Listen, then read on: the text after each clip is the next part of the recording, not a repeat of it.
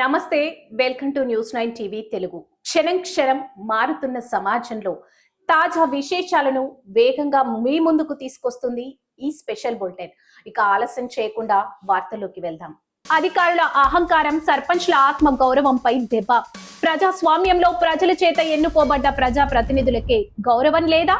అధికారుల అహంకారం ఆకాశాన్ని అంటుతుందా? హుజూరాబాద్ వేదికగా జరిగిన ఘటన ఇప్పుడు రాష్ట్ర వ్యాప్తంగా సంచలనంగా సృష్టిస్తుంది.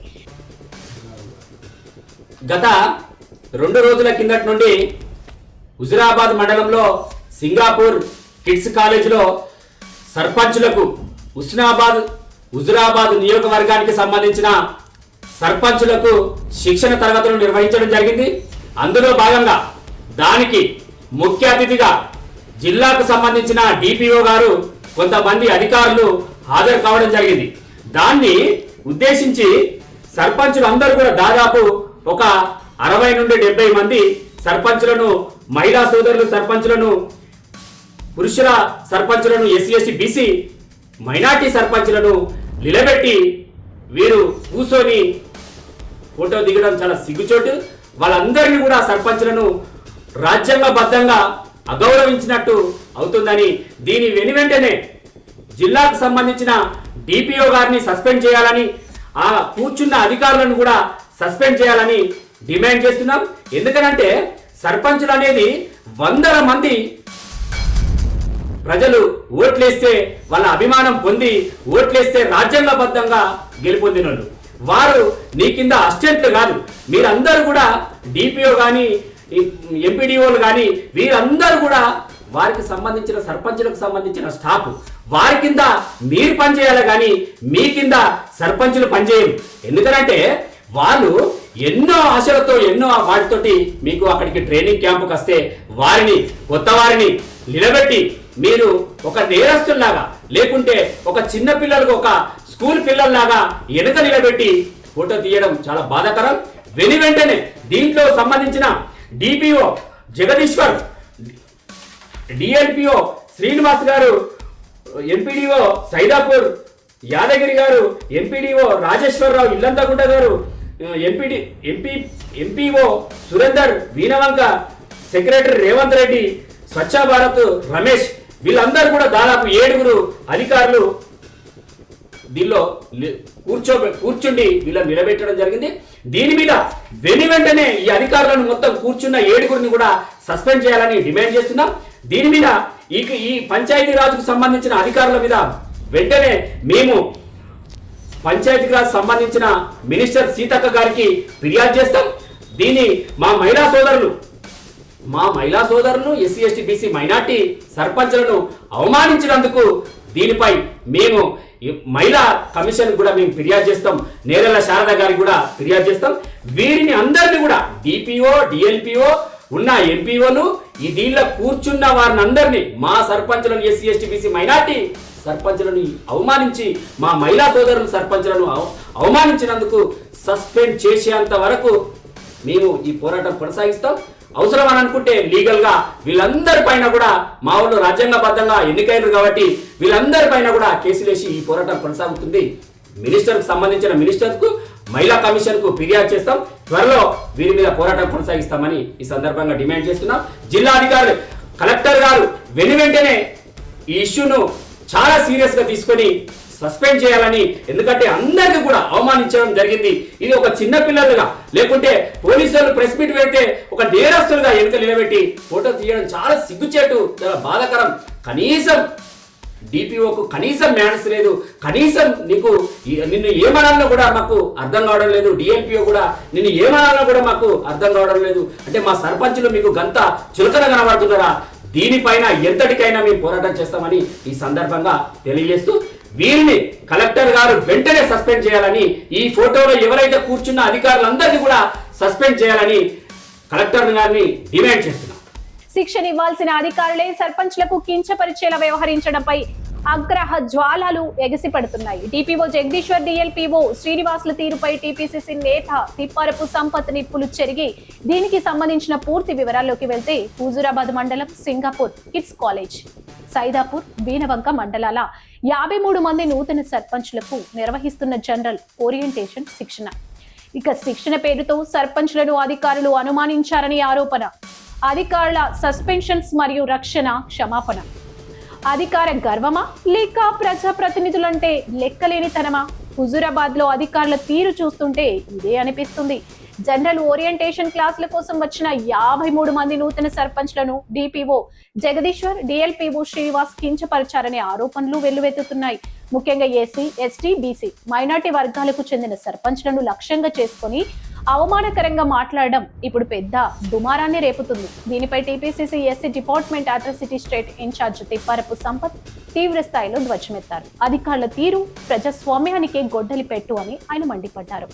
అంతేకాదు ఈ వ్యవహారాన్ని ఇంతటితో వదిలే ప్రసక్తే లేదని సంపత్ స్పష్టం చేశారు. సదరు అధికారులపై చట్టపరమైన చర్యల కోసం పంచాయతీరాజ్ శాఖ మంత్రి సీతక్కకి, అలాగే మహిళా కమిషన్ చైర్మన్ నేరెళ్ల శారదకి ఫిర్యాదు చేస్తామని హెచ్చరించారు. తక్షణమే సర్పంచ్లకు అధికారులు బహిరంగ క్షమాపణ చెప్పాలని, లేదంటే ఆందోళన ఉధృతం చేస్తామని డిమాండ్ చేస్తున్నారు. మరి ఈ వివాదంపై ప్రభుత్వం ఎలా స్పందిస్తుందో చూడాలి.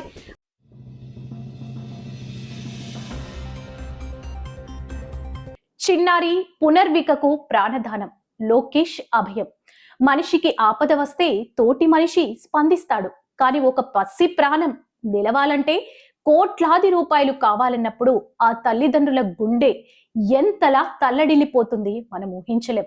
వెన్నెముక కండరాల క్షీణత అనే అరుదైన వ్యాధితో పోరాడుతున్న చిన్నారి పునర్విక కథ ఇప్పుడు ఒక సుఖాంతానికి చేరుకుంది. నమస్కారం సార్. గౌరవనీయులైన నారా లోకేష్ గారికి మా విన్నపం అండి. నా పేరు జేమ్స్ సురేష్ కుమార్, మా వైఫ్ పుష్పావతి, నా కూతురండి పునర్వికశ్రీ. తనకు వచ్చేసి ఎస్టిమేట్ టైప్ 1 అనే డిసీజ్ ఉందండి, జెనెటిక్ ప్రాబ్లం అంటారు. వచ్చేసి ఈ ట్రీట్మెంట్ మన ఇండియాలో లేదు సార్, ఫారెన్లో ఉంటుంది అని డాక్టర్స్ చెప్పారు. ఆల్మోస్ట్గా 2 years లోపు ఇంజెక్షన్ వేయించాలి. ఆ ఇంజెక్షన్ కాస్ట్ వచ్చేసి దగ్గర 16 కోట్లు అని చెప్పి అన్నారు సార్. ప్రజెంట్ వచ్చేసి పాపకి 11 నెలలు. ఈ డిసీజ్ వచ్చేసి 5 months తర్వాత బయటపడింది సార్. మేము హైదరాబాద్లో రెయిన్ హాస్పిటల్లో చేయించుకుంటున్నాము. సార్ చెప్పింది ఏంటంటే వితిన్ ఒక 1 year 1.5 year ఇంజెక్షన్ వేస్తే తను బాగుంటుంది, లైఫ్ టైం తక్కువ ఉంటుంది అని చెప్పారు. ఇప్పటిదాకా 11 months సార్. ప్రజెంట్ అయితే పాప బాగానే ఉంది, త్వరగా ట్రీట్మెంట్ చేసి తను బతుకుతుంది సార్. ఇంకొకటి ఇలా ఉందని చెప్పేసి నేను ఎలాగైనా నా పాపను కాపాడుకోవాలని చెప్పేసి ముందుకు వచ్చాను సార్. అలాగే గవర్నమెంట్ సపోర్ట్ కోసం, పబ్లిక్ సపోర్ట్ కోసం ముందుకు వచ్చాను. దాదాపుగా పబ్లిక్ నుంచి అంటే జనాభా నుంచే ఇప్పటిదాకా దగ్గర 10 కోట్ల దాకా అమౌంట్ వచ్చింది సార్. రిమైనింగ్ ఒక 6 కోట్లు ఉన్నాయి. అది కూడా మీ ద్వారా మీరు కనుగరిస్తే ఖచ్చితంగా మా పాప ఇంజెక్షన్ వస్తుంది. ఖచ్చితంగా మీరు నాకు సపోర్ట్ చేసి మా పాపని ట్రీట్మెంట్ ఇవ్వవలసిందిగా కోరుతున్నాం sir. Thank you so much sir. Thank you sir.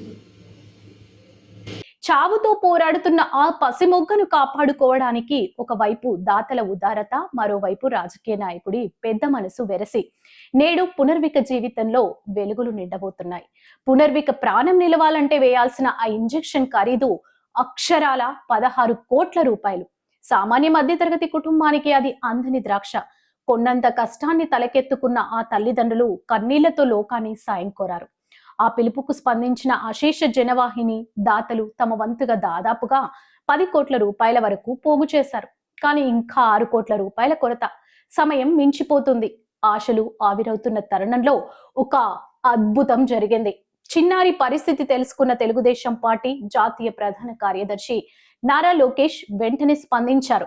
మిగిలిన 6 కోట్ల రూపాయలను తనే స్వయంగా సమకూర్చి ఆ చిన్నారికి పునర్జన్మ ప్రసాదించారు. రాజకీయ నాయకుడికి ఉండాల్సింది కేవలం అధికారం మాత్రమే కాదు, అంతకు మించిన ఆర్ద్రత అని ఆయన నిరూపించారు. రాజకీయాలు ఎన్నికల వరకే కానీ ప్రాణ నిలబెట్టడం మానవత్వం అనే నినాదాన్ని లోకేష్ నిజం చేశారు. ఆ పసిపాప నవ్వులో తన సంతృప్తిని వెతుక్కున్నారు. ఇక పునర్విక చికిత్సకు కావలసిన పూర్తి మొత్తం 16 కోట్లు సమకూరడంతో ఆ చిన్నారి తల్లిదండ్రులు భావోద్వేగానికి లోనయ్యారు. లోకేష్ కి పేరు పేరున కృతజ్ఞతలు తెలుపుతూ ఇకపై ఎవరూ విరాళాలు పంపవద్దు అని విజ్ఞప్తి చేశారు. సాయం చేయాలనుకునే వారు ఆ మొత్తాన్ని ఇతర ఆపదలో ఉన్న చిన్నారులకు అందించాలని వారు కోరడం వారి సంస్కారానికి నిదర్శనం. పునర్విక కోసం రూపాయి నుంచి కోట్లు అందించిన ప్రతి ఒక్క దాతకు, సోషల్ మీడియాలో ఈ ప్రచారాన్ని తీసుకెళ్లిన ప్రతి ఒక్కరికి ఈ విజయం సొంతం. మానవత్వం ఇంకా బతికే ఉందని చాటి చెప్పిన ఈ సంఘటన సమాజానికి ఒక గొప్ప సందేశాన్ని ఇచ్చింది. త్వరలోనే పునర్విక ఆ ఖరీదైన ఇంజెక్షన్ తీసుకొని పూర్తి ఆరోగ్యంతో మనందరి ముందుకు రావాలని కోరుకుందాం. Thank you Lokesh. Thank you ప్రజలారా.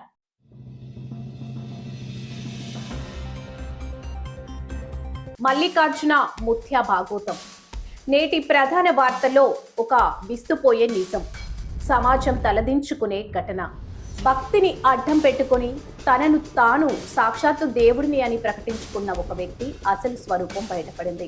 కర్ణాటకలోని యాదగిరి జిల్లాలో ఆధ్యాత్మికత పేరుతో సాగుతున్న అరాచకం ఇప్పుడు దేశవ్యాప్తంగా సంచలనం సృష్టిస్తుంది. తనే దేవుడునని, తన మాటే వేదమని నమ్మించిన మల్లికార్జున ముత్య ఇప్పుడు ఒక మైనర్ బాలిక పట్ల ప్రవర్తించిన తీరు చూస్తుంటే సభ్య సమాజం విస్తుపోతుంది. ఆధ్యాత్మిక ముసుగులో అరాచకం. కర్ణాటకలోని మహల్ రోజా మఠానికి చెందిన మల్లికార్జున ముత్య అంటే ఆ ప్రాంతంలో ఎంతో మంది భక్తులు ఆయన నడుస్తుంటే కాదు, పరుగులు పెడుతుంటే ఆయన వెనుక వేలాది మంది భక్తులు పరుగులు తీస్తారు. అందుకే ఆయనకు పరుగులు తీసే దేవుడు అని పేరు కూడా ఉంది. కానీ ఆ పరుగుల వెనుక ఇంతటి వికృత చేష్టలున్నాయని ఎవరూ ఊహించలేదు. సోషల్ మీడియాలో వైరల్ అవుతున్న వీడియోలు చూస్తుంటే ఒళ్ళు గగురుపాటుకు గురవుతుంది. వైరల్ వీడియోల్లోని భయంకర దృశ్యాలు, ఇన్స్టాగ్రామ్, ఫేస్బుక్లో చక్కర్లు కొడుతున్న వీడియోలు ఈ కపట స్వామి అసలు రంగును బయటపెట్టాయి. ఒక మైనర్ బాలికతో ఆయన ప్రవర్తించిన తీరు అత్యంత హేయంగా ఉంది. బాలిక గొంతు పట్టుకొని మంచం మీదకు తోసేయడం, ఆమె ఇష్టానికి వ్యతిరేకంగా శరీరాన్ని తాకుతూ అసభ్యంగా డ్యాన్స్ చేయడం, బాలిక ముక్కు పిండుతూ ఆమెను హింసిస్తూ పైశాచిక ఆనందం పొందడం, దేవుడి పేరుతో, ఆశీర్వాదాల పేరుతో ఒక పసి ప్రాణాన్ని బలి పశువును చేసిన తీరు ఇప్పుడు తీవ్ర చర్చకు దారితీసింది. మైనర్ బాలికపై లైంగిక వేధింపులకు పాల్పడినందుకు గాను ఫోక్సో చట్టం కింద షహాపూర్ తాలూకా గోగి పోలీస్ స్టేషన్లో కేసు నమోదైంది. ప్రశ్నార్థకమైన భక్తి పరారీలో స్వామి. మహిళా మరియు శిశు సంక్షేమ శాఖ అధికారులు ఫిర్యాదు చేయడంతో ఈ ఉదంతం వెలుగులోకి వచ్చింది. భక్తులు దైవ సమానుడిగా కొలిచే వ్యక్తి ఇంతటి నీచానికి ఒడిగట్టడం భక్తి భావనకే మచ్చ తెచ్చేలా ఉంది. విచిత్రం ఏంటంటే నిత్యం భక్తుల మధ్య హంగామా చేసే ఈ పరుగుల దేవుడు పోలీసులు కేసు నమోదు చేయగానే అజ్ఞాతంలోకి వెళ్ళిపోయారు. తప్పు చేయనప్పుడు దేవుడికి పారిపోవాల్సిన అవసరం ఏముంది అన్న ప్రశ్న ఇప్పుడు సామాన్య ప్రజల నుండి వినిపిస్తుంది. దేవుడి ముసుగులో దాగిన ఇలాంటి కామాంధుల పట్ల ప్రజలు అప్రమత్తంగా ఉండాలి. గుడ్డి భక్తి అరాచకానికి దారితీస్తుందని చెప్పడానికి ఈ ఘటనే నిదర్శనం. ప్రస్తుతం పోలీసులు ముమ్మరంగా గాలిస్తున్నారు. బాధితురాలికి న్యాయం జరగాలని, ఈ కపట స్వామి కఠిన శిక్ష పడాలని యావత్తు సమాజం కోరుకుంటుంది.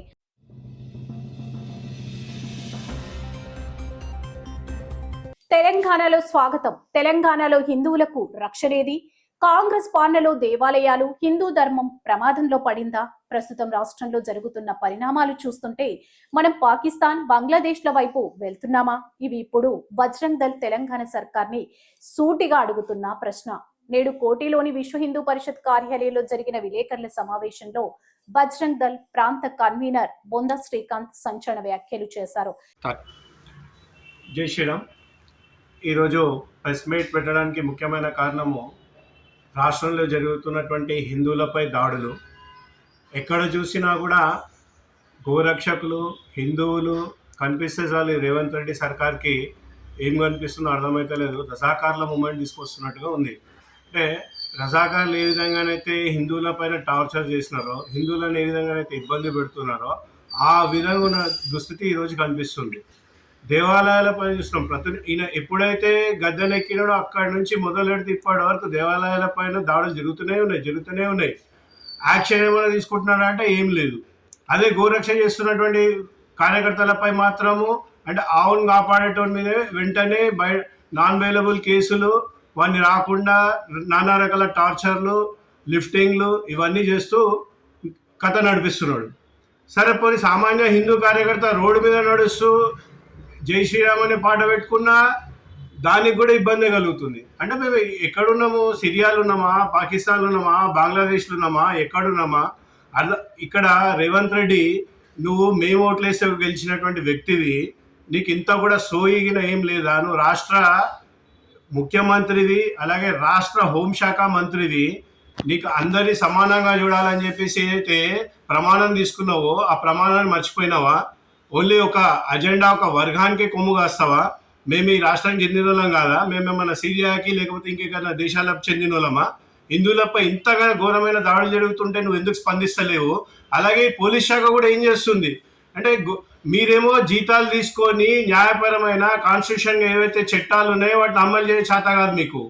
ఏదైతే వాళ్ళు తన ప్రాణాలను పణంగా పెట్టి కార్యకర్త తన డబ్బులు వెచ్చించి రోడ్డుపైకి వచ్చి గోవుల కోసము తన ప్రాణాలను అర్పిస్తుంటే మీరేమో వాళ్ళపైన అక్రమాల కేసులు పెడుతున్నారు.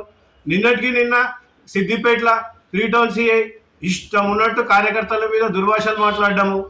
అరే ఎక్కడున్నా మీరు? ఇది మన సెక్యులర్ కంట్రీయా లేకపోతే పాకిస్తాన్ కంట్రీయా? అంటే మీరు ఏడికి తీసుకుపోవాలనుకుంటున్నారు? అంటే చట్టాన్ని కాపాడేటోడు, చట్టాన్ని గౌరవించేటోడి మీద కేసులు, చట్టాన్ని వ్యతిరేకించడు, దేశం కోసం వ్యతిరేకించేటోడు, రాష్ట్రాన్ని వ్యతిరేకించేటోడు వాళ్ళకు మీరు కొమ్ము కాస్తారు. ఇది ఎంతవరకు న్యాయము? బజరంగలు చూస్తూ ఊరుకోదు. ఖబర్దార్ ఈ రాష్ట్ర ప్రభుత్వానికి అలాగే పోలీస్ శాఖకు ఇక మీద ఇట్లనే హిందువులపై కేసులు కానీ దాడులు కానీ జరుగుతుంటే సరైన సమయంలో మేము ఏం చర్యలు తీసుకోవాలో చర్యలు తీసుకుంటాము. కాబట్టి మీరు ఇకపైన కేసులు మానుకోకుంటే మాత్రం ఇకపైన మా గోరక్షకుల పైన కానీ మా దేవాలయాల పైన ఇట్లా దాడులు జరుగుతున్న వారిపై కఠినంగా శిక్షించకపోతే హిందువులపై జరుగుతున్నటువంటి దాడుల మీద వెంటనే స్పందించి వాళ్ళపై ఎవడైతే దాడి చేస్తున్నాడో వాడి మీద కేసులు పెట్టకుంటే మాత్రము బజరంగ ఊరుకోదు. బిడ్డ ఖబర్దార్. జై శ్రీరామ్. రేవంత్ రెడ్డి ప్రభుత్వం కేవలం ముస్లింల సంతృప్తి కోసమే పనిచేస్తుందని, హిందువుల మనోభావాలను తుంగలో తొక్కుతుందని ఆయన తీవ్రస్థాయిలో ధ్వజమెత్తారు. కాంగ్రెస్ అధికారంలోకి వచ్చినప్పటి నుండి హిందూ దేవాలయాలపై దాడులు పెరిగాయని, ప్రశ్నిస్తే అక్రమ కేసులు బనాయిస్తున్నారని ఆయన ఆరోపించారు. పోలీసులు చేయాల్సిన పనిని గోభక్తులు చేస్తుంటే గోవులను అక్రమంగా తరలించే వారిని వదిలేసి వాటిని రక్షించే వారిపైన కేసులు పెట్టడం ఎంతవరకు న్యాయం? ఇది ముస్లిం ఓటు బ్యాంక్ రాజకీయమేనా అని బజరంగ్ దళ్ ప్రశ్నిస్తుంది. అత్యంత వివాదాస్పదంగా తెలంగాణలోని హిందువుల పరిస్థితి త్వరలోనే పాకిస్తాన్, బంగ్లాదేశ్ హిందువుల పరిస్థితిలా మారుతుందేమోనని శ్రీకాంత్ అనుమానం వ్యక్తం చేశారు. హిందువు రోడ్డుపైకి రావాలంటే భయపడే దౌర్భాగ్య స్థితి నెలకొందని ఆయన మండిపడ్డారు. ముఖ్యమంత్రి రేవంత్ రెడ్డి వెంటనే జోక్యం చేసుకుని హిందువులకు, దేవాలయాలకు రక్షణ కల్పించకపోతే తాము రోడ్లపైకి వచ్చి ప్రత్యక్ష కార్యాచరణకు దిగుతామని బజరంగ్ దళ్ హెచ్చరించింది. కేవలం ఓట్ల రాజకీయాల కోసమే హిందువులను అణగదొక్కుతున్నారా? లేక బజరంగ్ దళ్ ఆరోపిస్తున్నట్లుగా ప్రభుత్వం నిజంగానే ఒక వర్గానికి కొమ్ము కాస్తోందా? దేవాలయాలపై దాడులు జరుగుతున్నా ప్రభుత్వం మౌనం వహించడం వెనుక ఆంతర్యం ఏంటి? ఈ సమావేశంలో పాల్గొన్న శ్రీ లాగేపల్లి జగదీశ్వర్, భరత్ నంతే వంటి ముఖ్య నేతలు కూడా ఇదే అభిప్రాయం వ్యక్తం చేశారు. ఒకవేళ ప్రభుత్వ తమ వైఖరి మార్చుకోకపోతే తెలంగాణలో రాబోయే రోజుల్లో హిందూ సంఘాల పోరాటం ఏ రూపం దాల్చబోతుంది? రాష్ట్ర ప్రభుత్వం ఈ తీవ్రమైన ఆరోపణలు ఎలా స్పందిస్తుందో వేచి చూడాలి. ప్రశ్నార్థకమైన ఈ రాజకీయ వాతావరణంపై మీ అభిప్రాయం ఏంటి? కామెంట్ సెక్షన్ లో తెలియజేయండి.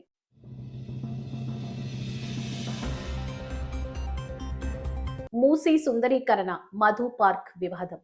హైదరాబాద్ ను విశ్వ నగరంగా మార్చే క్రమంలో ప్రభుత్వం ప్రతిష్టాత్మకంగా చేపట్టిన మూసీ సుందరీకరణ ప్రాజెక్ట్ ఇప్పుడు నిప్పుల కొలిమిని తలపిస్తుంది. ముఖ్యంగా రాజేంద్ర నగర్ డివిజన్ లో భూసేకరణ సెగలు రేపుతుంది. దశాబ్దాల కాలంగా నివసిస్తున్న గృహాలను వదులుకోవాల్సి వస్తుందని బాధితులు ఆవేదన వ్యక్తం చేస్తుంటే ప్రభుత్వం మాత్రం ససేమేరా అంటుంది. మధు పార్క్ అపార్ట్మెంట్ విషయంలో రెవెన్యూ అధికారులు తీసుకున్న నిర్ణయం ఇప్పుడు పెను సంచలనంగా మారింది. అసలు అక్కడ ఏం జరుగుతుంది? రాజేంద్ర నగర్ ఆర్టీఓ వెంకటరెడ్డి ప్రకటనతో ఒక్కసారి పరిస్థితి మారిపోయింది. ముఖ్యంగా రాజేంద్ర నగర్ డివిజన్లో భూసేకరణకు సంబంధించి 2 ప్రాథమిక నోటిఫికేషన్లు గండిపేట అండ్ రాజేంద్ర నగర్ మండలంలో ఇవ్వడం జరిగింది. ముఖ్యంగా గండిపేట మండలంలో కిస్మత్పూర్ విలేజ్ అండ్ దర్గా ఖలీజ్ఖాన్ గ్రామాలలో భూసేకరణ చేయడానికి ప్రాథమిక నోటిఫికేషన్ ఇవ్వడం జరిగింది. దాంట్లో దర్గా ఖలీజ్ఖాన్లో 24 ఎకరాల 38 గుంటలు, కిస్మత్పూర్లో 19 ఎకరాల 10 గుంటలకు సంబంధించి మనం ప్రాథమిక నోటిఫికేషన్ ఇవ్వడం జరిగింది. అయితే ఈ 2 గ్రామాలకు సంబంధించి ఏదైతే మనకి రిక్రియేషన్లో MRDCL నుంచి రావడం జరిగిందో దానికి సంబంధించి చూసినప్పుడు ఈ 2 గ్రామాలలో నోటిఫై చేసిన ఏరియా అంతా కూడా బండ్ కింద 500 మీటర్స్ లోపట ఉన్న ఏరియా సంబంధించిన ప్లేసర్.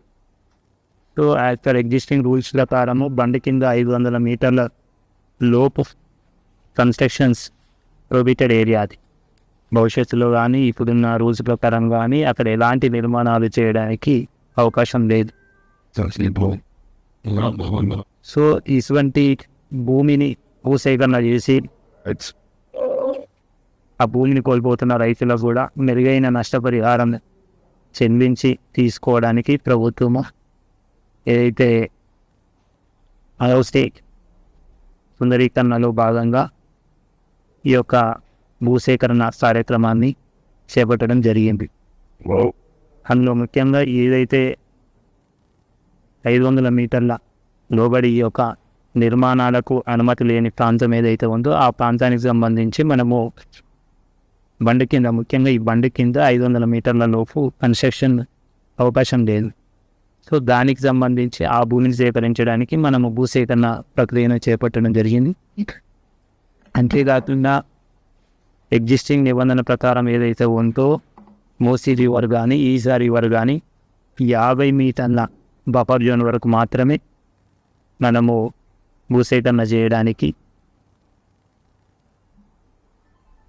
ప్రక్రియ ప్రారంభించడం జరిగింది. అయితే ఇప్పుడు మనం నోటిఫై చేసిన ఏరియా ఏదైతే దర్గా ఖలీజ్ ఖాన్ కానీ కిస్మత్పూర్ ఏరియా కానీ ఇది 500 మీటర్ల బండి కింద ఉంది.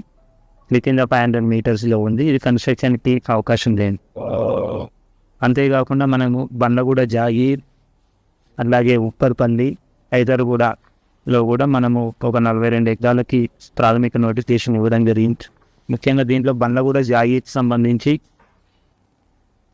మధు రిజ్ పార్క్ సంబంధించి వాళ్ళకి 6.5 ఎకరాల వరకు ఆ అపార్ట్మెంట్స్ నిర్మాణంలో ఉండి దాదాపు 420 ఫ్లాట్స్ కూడా అందులో ఉన్నాయి.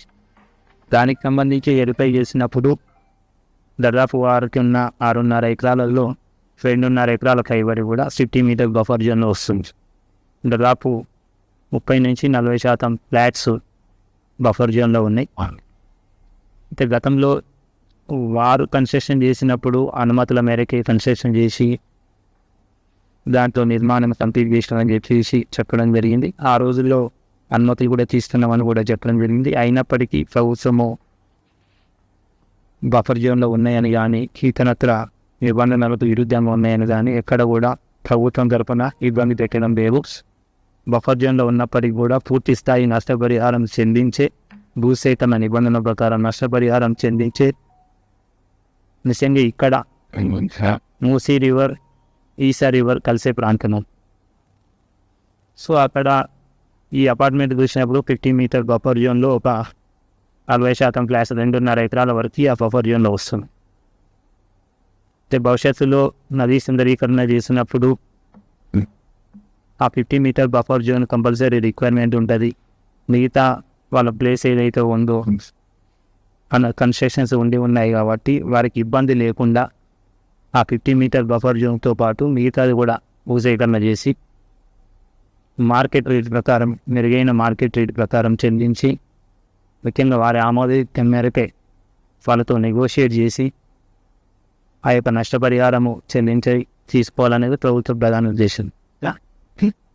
కొన్ని చోట్ల చూసాము ఇమీడియట్ కాల్ చేయించమని చెప్పేసి రకరకాల నోటీసులు ఇచ్చామని చెప్పేసి రావడం జరుగుతుంది. భూసేకరణ ప్రక్రియలో ఎప్పుడు కూడా ఇమీడియట్ కాల్ చేయించడం అని కానీ ఇండివిజువల్ నోటీసులు ఇవ్వడం కానీ జరగదు.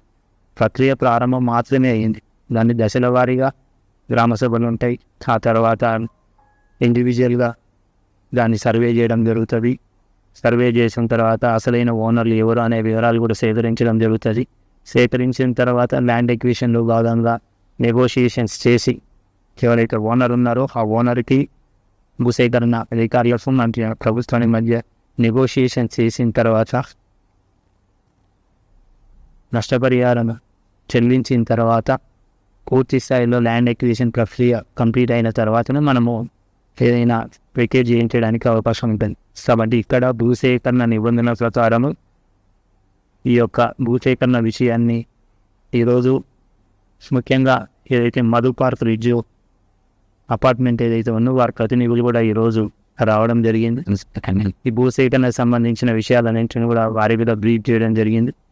ముఖ్యంగా వారికి సంబంధించి ఏదైతే ఏ బ్లాక్ బి బ్లాక్ సంబంధించిన ప్రతినిధులు ఎవరైతే ఉన్నారో వారి నుంచి వారికి మెరుగైన పరిహారం చెల్లించాలని చెప్పేసి వారు కూడా కోరడం జరుగుతుంది.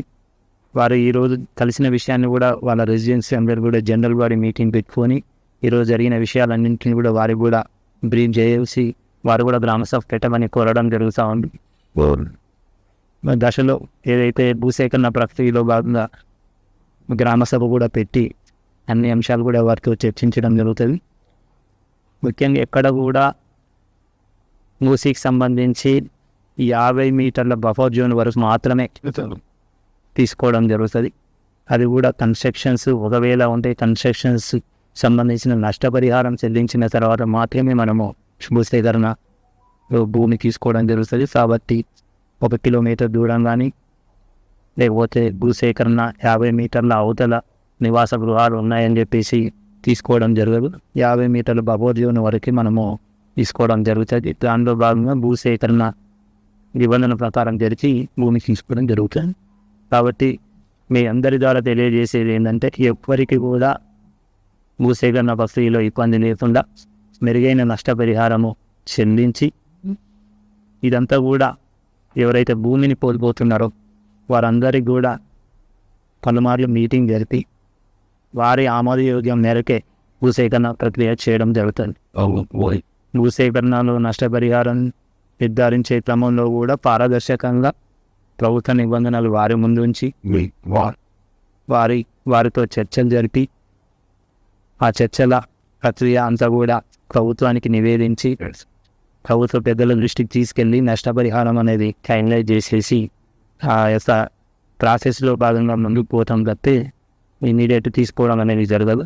కాబట్టి దయచేసి మీ అందరి ద్వారా పోయేది ఏంటంటే మూసి ఏదైతే సుందరీకరణలో భాగంగా ముఖ్యంగా ఈ యొక్క ప్రాసెస్కు ఒక పాజిటివ్ ధోరణిలో ముందుకు వెళ్ళి ఎవరైతే భూసేకరణలో భూమి కోల్పోతున్నారో వారికి కూడా మనందరి తరపున నచ్చజెప్పి వారికి కూడా నష్టం లేకుండా ఉండుకోవాలనేది ప్రభుత్వ ప్రధాన ఉద్దేశం. కాబట్టి ఈ సందర్భంగా మిమ్మల్ని కోరేది ఏంటంటే ఒక పాజిటివ్ భూసేకరణ విషయంలో ఇతరత్ర ఎవరు చెప్పినా కూడా భూసేకరణ అధికారిగా మా యొక్క అభిప్రాయాలను తీసుకొని ఈ విషయంలో ప్రజలకు కూడా తెలియజేయాల్సిందిగా ఈ సందర్భంగా మేము కోరడం జరుగుతూ ఉంది. కాబట్టి ప్రాథమిక నోటిఫికేషన్ తర్వాత భూసేకరణలో భాగంగా ఎంజాయ్మెంట్ సర్వే చేస్తారు. ఎంజాయ్మెంట్ సర్వే చేసినప్పుడు ఎవరిది భూమి పోతుంది, ఎంతెంత పోతుంది, ఆ భూమిలో ఏమన్నా నిర్మాణాలు ఉన్నాయా, ఆ భూమిలో ఏమన్నా ఇండ్లు ఉన్నాయా, ఆ భూమిలో ఇతరత్ర కన్స్ట్రక్షన్స్ కానీ చెట్లు కానీ బోర్వెల్స్ కానీ ఇవన్నీ కూడా సేకరించి వీటన్నిటి కూడా నష్టపరిహారం చెల్లించాల్సి వస్తుంది. కాబట్టి ఇవన్నీ కూడా క్యాలిక్యులేట్ చేసి ఫైనల్గా అమౌంట్ నిర్ధారిస్తుంది. సో ఆ ప్రాసెస్లో భాగంగా ముందుకు పోతూ ఉంటాం. కాబట్టి దయచేసి ఈ యొక్క భూసేకరణ ప్రక్రియలో ఒక పాజిటివ్ అంశాన్ని ప్రజల ముందు ఉంచాలని కూడా కోరుకుంటూ ఎక్కడ కూడా మనము 50 మీటర్ల దాటిపోవట్లేదు. ఎక్కడైతే కన్ఫ్లుయెన్స్ పాయింట్ ఎక్కడైతే మూసి ఈసారి రివర్ ఎక్కడైతే కలిసే ప్రాంతాలు ఉన్నాయో అక్కడ కొంచెం 50 మీటర్లు దాటి దానికి పక్కన ఉన్న దాన్ని కూడా నోటిఫై చేయడం జరిగింది. అది కూడా ఖాళీ ప్లేస్ నోటిఫై చేయడం జరిగింది. ఆ ఇందులో భాగంగా వస్తే ఎక్కడ కూడా మనము ప్లస్ ఇక్కడ 500 మీటర్లు బండి కింద ఉంది కాబట్టి అక్కడ నిర్మాణాలకు అవకాశం లేదు కాబట్టి దాన్ని నోటిఫై చేసి సో ఈ రకంగా ప్రాథమిక నోటిఫికేషన్ ఇచ్చిన తర్వాత 60 రోజుల్లోపు ఆ యొక్క నోటిఫికేషన్ మీద అభ్యంతరాలు ఉంటే కూడా సబ్మిట్ చేయమని చెప్పడం జరిగింది. ఆ యొక్క నోటిఫికేషన్ వివరాలు కూడా ప్రజల ముందు ఉంచడం జరిగింది. దాంట్లో కూడా కొన్ని అభ్యంతరాలు కూడా స్వీకరణ చేయడం జరుగుతూ ఉంది. దాన్ని ప్రాసెస్లో భాగంగా మేము డిస్పోజల్ చేస్తాం, ఫర్దర్ ప్రాసెస్ తీసుకెళ్తాం, మెరుగైన నష్టపరిహారం చేకూరుస్తాం. రాజేంద్రనగర్ డివిజన్ పరిధిలోని కిస్మత్పూర్, దర్గా, బండ్లగూడ, జాగీర్ మరియు ఉప్పరపల్లి ప్రాంతాల్లో భూ సేకరణ కోసం నోటిఫికేషన్లు జారీ అయ్యాయి. అయితే ఇందులో ప్రధానంగా చర్చకు దారితీసింది మధు పార్క్ అపార్ట్మెంట్. 2004లో ఈ అపార్ట్మెంట్ కేవలం 12 మీటర్ల బఫర్ జోన్లో ఉండేది. కానీ 2012లో మారిన నిబంధనల ప్రకారం ఇది 50 మీటర్ల బఫర్ జోన్ పరిధిలోకి వచ్చింది. అపార్ట్మెంట్ వాసులు వాదిస్తున్న ప్రధాన అంశం ఏంటంటే అప్పుడున్న అధికారుల అనుమతులతోనే మేము నిర్మాణం చేపట్టాం, ఇప్పుడు కూల్చేస్తామంటే ఎలా అని అధికారులు మాత్రం వెనక్కి తగ్గే ప్రసక్తే లేదని స్పష్టం చేస్తున్నారు. మార్కెట్ ధర ప్రకారం నష్టపరిహారం చెల్లించి అపార్ట్మెంట్ను స్వాధీనం చేసుకుంటామని ఆర్డీఓ వెంకటరెడ్డి తేల్చి చెప్పారు. ప్రభుత్వం లెక్కల ప్రకారం మూసీ ప్రాజెక్టు పరిధిలో 500 మీటర్ల లోపు ఉన్న నిర్మాణాలు అన్నిటినీ స్వాధీనం చేసుకోబోతున్నారు. అంటే వేలాది కుటుంబాల భవిష్యత్తు ఇప్పుడు ప్రశ్నార్థకమైంది. నాడు అనుమతులు ఇచ్చింది మీరు, నేడు అక్రమమని కూల్చేది మీరేనా అంటూ బాధితులు రోడ్డెక్కుతున్నారు. మార్కెట్ రేట్ ఇస్తామంటున్న కట్టుకున్న గూడును వదులుకోవడానికి వారు సిద్ధంగా లేరు. మరోవైపు అధికారులు ఈ ప్రక్రియను వేగవంతం చేశారు. కేవలం మధు పార్క్ మాత్రమే కాదు, ఉప్పరపల్లి మరియు బండగూడ ప్రాంతాల్లో ఉన్న ఇతర కట్టడాలపై కూడా నోటిఫికేషన్ల కత్తి వేలాడుతోంది. అభివృద్ధి కావాలా లేక సామాన్యుడి ఆశయం ముఖ్యమా అనే చర్చ ఇప్పుడు తెలంగాణ రాజకీయాల్లో ప్రకంపనలు సృష్టిస్తుంది. అధికారుల కఠిన వైఖరితో బాధితులు న్యాయ పోరాటానికి సిద్ధమవుతున్నారా లేక ప్రభుత్వం ఇచ్చే నష్టపరిహారంతో సరిపెట్టుకుంటారా అన్నది వేచి చూడాలి.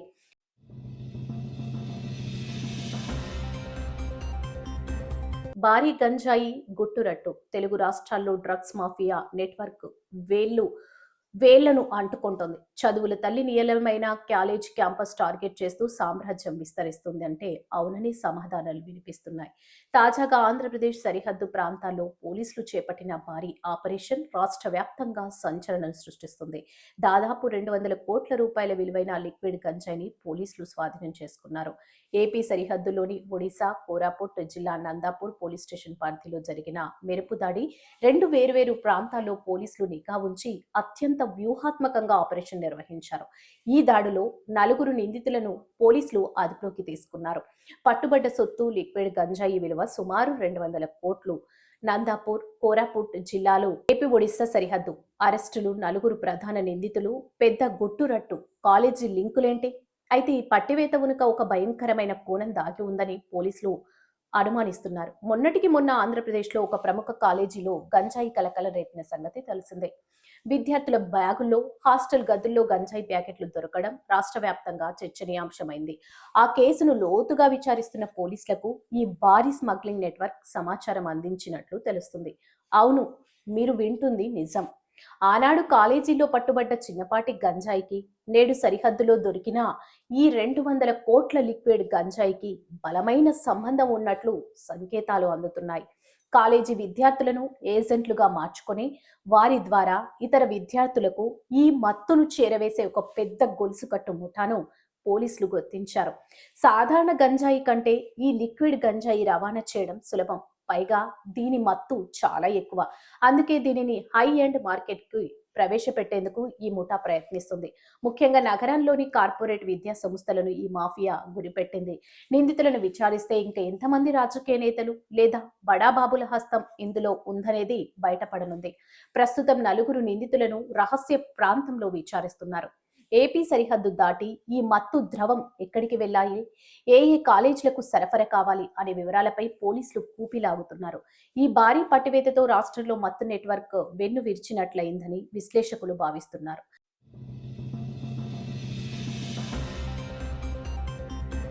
హైదరాబాద్ నగరంలో కల్తీ రాయుళ్ల ఆగడం లేదు. సామాన్యుల ఆరోగ్యాన్ని పణంగా పెట్టి కాసుల వేటలో పడ్డ ముఠాలపై పోలీసులు ఉక్కుపాదం మోపుతున్నారు. తాజాగా ఖైరతాబాద్ జోన్ పరిధిలో భారీగా కల్తీ అల్లం వెల్లుల్లి పేస్టును టాస్క్ ఫోర్స్ అధికారులు సీజ్ చేశారు. అపరిశుభ్ర వాతావరణం, గడువు ముగిసిన లైసెన్స్ తో సాగుతున్న ఈ అక్రమ దందా గుట్టును పోలీసులు రట్టు చేశారు. ఎంఎస్ ముక్తాలో పోలీసుల మెరుపు దాడులు, 4000 కిలోల కల్తీ పేస్ట్ స్వాధీనం. నమ్మదగిన సమాచారం మేరకు హైదరాబాద్లోని ఎంఎస్ ముక్తా రైల్వే గేట్ సమీపంలో ఖైరతాబాద్ జోన్ బృందం మరియు టాస్క్ ఫోర్స్ అధికారులు ఆకస్మిక తనిఖీ చేపట్టారు. ఈ తనిఖీలో విస్తుపోయే నిజాలు వెలుగులోకి వచ్చాయి. 21 ఏళ్ల జాసాని ఇలియాన్ అనే యువకుడు ఈ కల్తీ వ్యాపారాన్ని నిర్వహిస్తున్నట్లు పోలీసులు గుర్తించారు. అత్యంత అపరిశుభ్రమైన పరిస్థితుల్లో ఈగలు, దుమ్ము పడుతున్న ఓపెన్ ప్లాస్టిక్ టబ్బుల్లో ఈ పేస్టును తయారు చేస్తున్నారు. నిల్వ ఉండటానికి రంగు కోసం భారీగా ఎస్టిక్ యాసిడ్, పసుపు పొడిని వాడుతున్నట్లు తేలింది. సదరు యూనిట్స్ పై ఉన్న FSSAI లైసెన్స్ ఎప్పుడో గడువు ముగిసినట్లు అధికారులు నిర్ధారించారు. పోలీసులు దాదాపు 4,000 కిలోల కల్తీ అల్లం వెల్లుల్లి పేస్టును స్వాధీనం చేసుకున్నారు. ఇందులో లూజ్ పేస్ట్ మరియు వివిధ పరిమాణాల్లో ప్యాక్ చేసిన కంటైనర్లు, 1000 కిలోల ఉప్పు, 20 లీటర్ల అసిటిక్ యాసిడ్ తయారీకి వాడే గ్రైండింగ్ మెషిన్లు, వారు మరియు సరఫరాకు ఉపయోగించే ఆటో. ఈ కల్తీ ఉత్పత్తులను నగరంలోని హోల్సేల్ మార్కెట్లు, రెస్టారెంట్లు మరియు కిరాణా షాపులకు సరఫరా చేస్తూ నిందితుడు భారీగా లాభాలు ఆర్జిస్తున్నట్లు పోలీసులు తెలిపారు. ప్రజల ప్రాణాలతో చెలగాటమాడే ఇలాంటి వారిపై కఠిన చర్యలు తీసుకుంటామని అధికారులు హెచ్చరిస్తున్నారు. చూసారుగా, మనం వాడే అల్లం వెల్లుల్లి పేస్ట్ వెనుక ఎంతటి ప్రమాదం దాగి ఉందో. నిగనిగలాడే ప్యాకింగ్ ని చూసి మోసపోకుండా వినియోగదారులు అప్రమత్తంగా ఉండాలని నిపుణులు సూచిస్తున్నారు.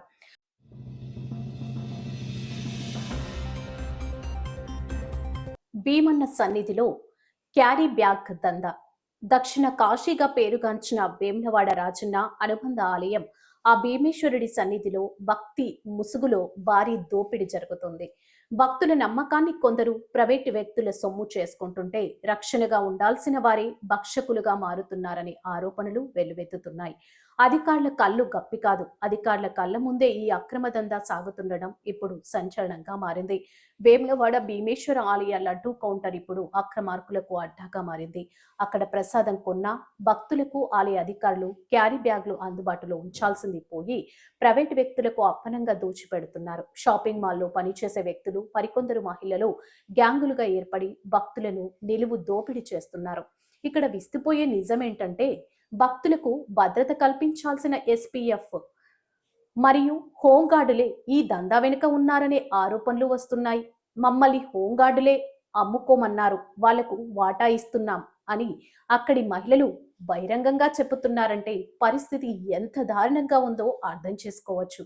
ఆలయ ఆదాయానికి గండి కొడుతూ భక్తుల జేబులకు చెల్లు పెడుతున్న ఈ వ్యవహారంలో సిబ్బందికి మామూలు అందుతున్నాయి అనేది ఇప్పుడు బహిరంగ రహస్యం. యాదగిరిగుట్ట వంటి క్షేత్రాల్లో దేవస్థానమే స్వయంగా క్యారీ బ్యాగ్లు విక్రయిస్తూ ఆదాయాన్ని పొందుతుంటే ఇక్కడ భీమేశ్వర ఆలయంలో మాత్రం అధికారుల పర్యవేక్షణ శూన్యం. ఏఈఓలు అటువైపు కన్నెత్తి కూడా చూడడం లేదు. భిక్షాటన చేసేవారు సైతం క్యారీ బ్యాగ్ల వ్యాపారాలు అవతారం ఎత్తి భక్తులను వేధిస్తున్నారు. ఆలయ అధికారుల ఫోటోతో కూడిన అధికారిక క్యారీ బ్యాగ్ కౌంటర్ ఏర్పాటు చేయాలి. అక్రమ విక్రయాలకు పాల్పడుతున్న ప్రైవేటు వ్యక్తులను వెంటనే తొలగించాలి. అక్రమార్కులతో చేతులు కలిపిన ఎస్పీఎఫ్, హోంగార్డులపై విచారణ జరిపి కఠిన చర్యలు తీసుకోవాలి. శాశ్వత పూజల వివరాలతో కూడిన క్యారీ బ్యాగ్లను దేవస్థానం సిబ్బంది ద్వారానే విక్రయించాలి. దేవుడి సాక్షిగా జరుగుతున్న ఈ దోపిడీపై ఉన్నతాధికారులు ఎప్పుడు స్పందిస్తారు? భక్తుల ఆరోపణలు నిజమైతే ఆలయ పవిత్రతను కాపాడాల్సిన వారే ఈ అవినీతికి పాల్పడడం ఎంతవరకు సమంజసం? ఇప్పటికైనా కలెక్టర్, ఆలయ ఈవో క్షేత్రస్థాయిలో విచారణ జరిపి ఈ క్యారీ బ్యాగ్ మాఫియాకు చరమగీతం పాడాలని భక్తులు కోరుతున్నారు. మరిన్ని అప్డేట్స్ కోసం చూస్తూనే ఉండండి News9 టీవీ తెలుగు. జై హింద్. వేగమే మా మార్గం, వార్తలే మా లక్ష్యం. నిరంతరం సమాజ హితం కోసం శ్రమిస్తూనే ఉంటాం. మరిన్ని స్పీడ్ న్యూస్ బులెటిన్స్ కోసం చూస్తూనే ఉండండి News9 టీవీ తెలుగు.